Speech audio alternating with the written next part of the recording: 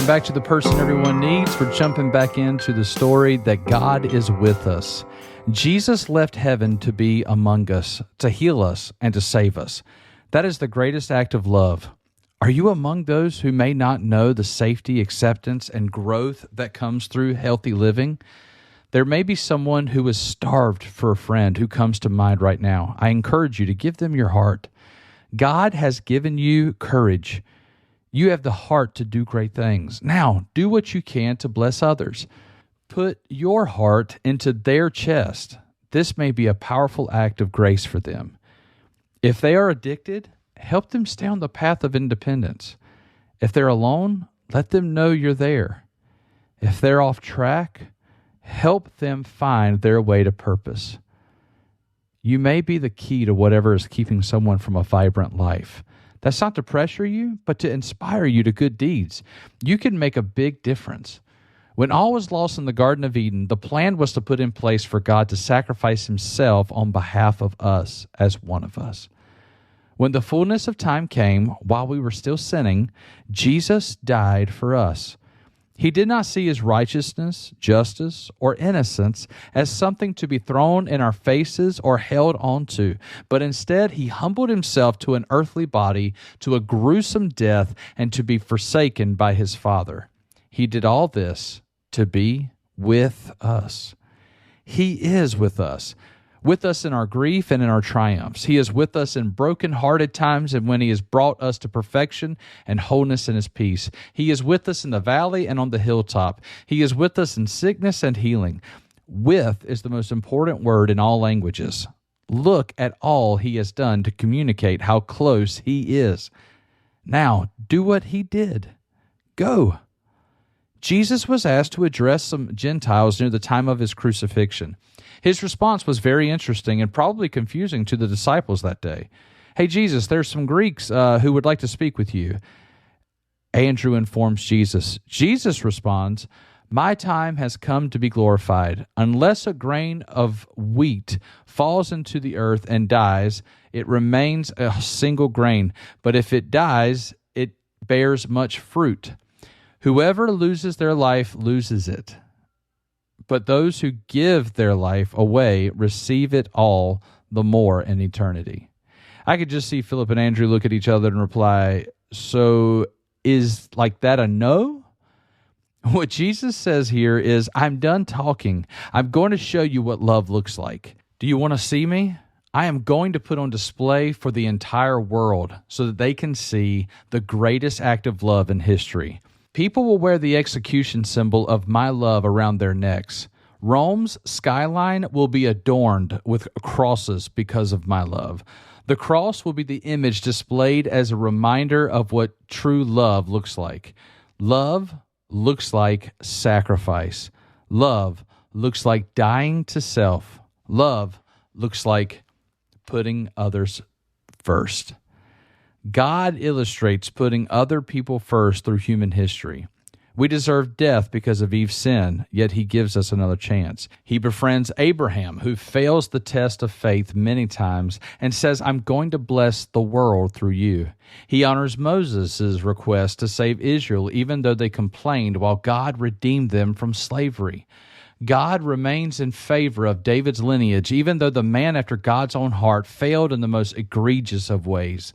God sends his own perfect Son to substitute our sins for his glory. He is a giver.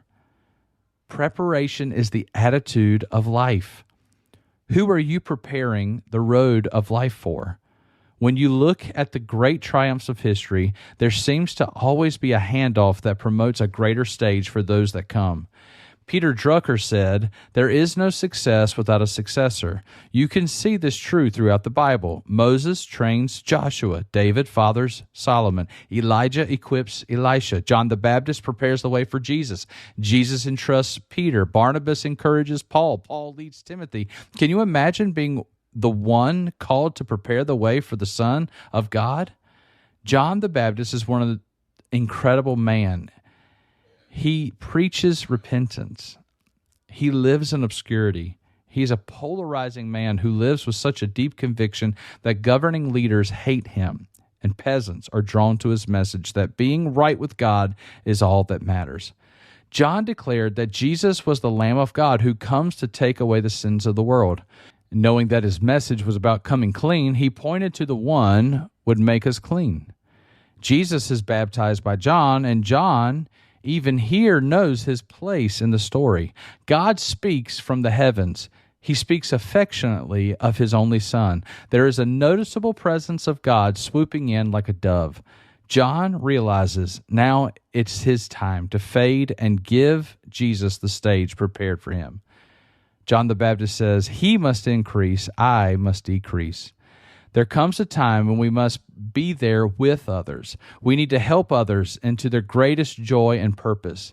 If Jesus needed a preparer, so do we. And so do those whom we leave in the end of each chapter of our lives. There were people that I impacted in high school positively and negatively. I wish I could go back and be a better leader. My college days influenced those who followed me. I spent most of my senior year mentoring freshmen. I wanted to leave my mark. My first job after college was teaching in a school. I taught history for 7 years. When I left there, I had a large impact on those children and teachers. No matter what event I find myself in, I want people to say of me what the disciples could say of Jesus. He loved them to the end.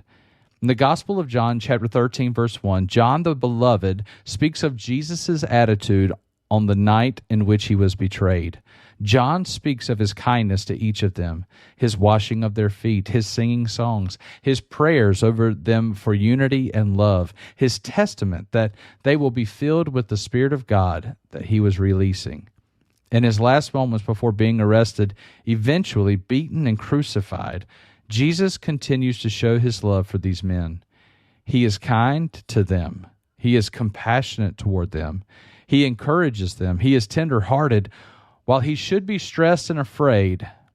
Then, in the Garden of Gethsemane, he prays alone.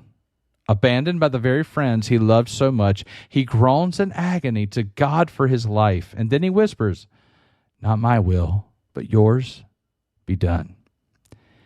In the following moments, the temple guards show up to take him into custody. The guards fall to their knees before Jesus. He asks what they came to do, and they reply that they have come to take him to the high priest.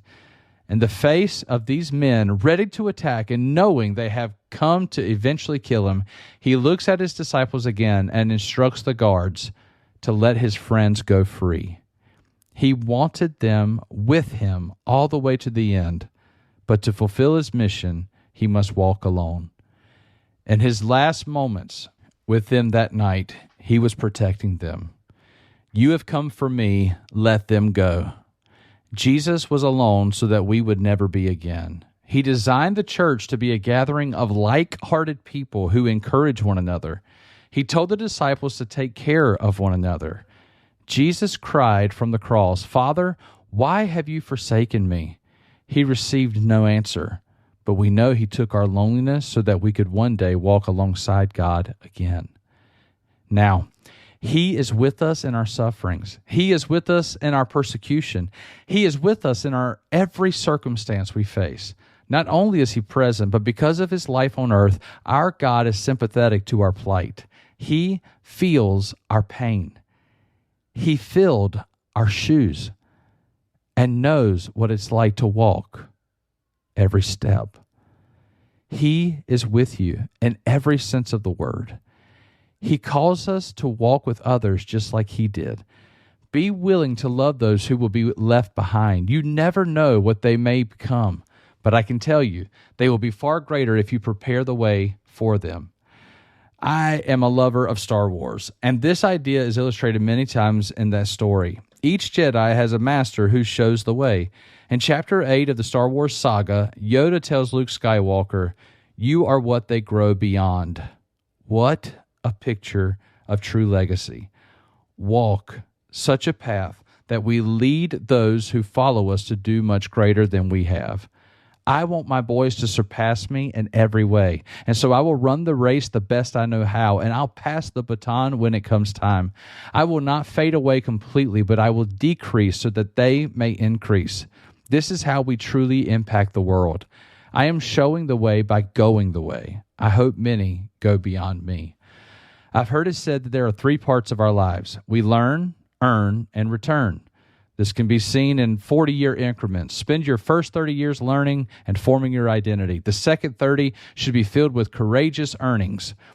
And the final 30 years, we should spend investing in the world we will leave behind. Our legacy will be return what we have in others.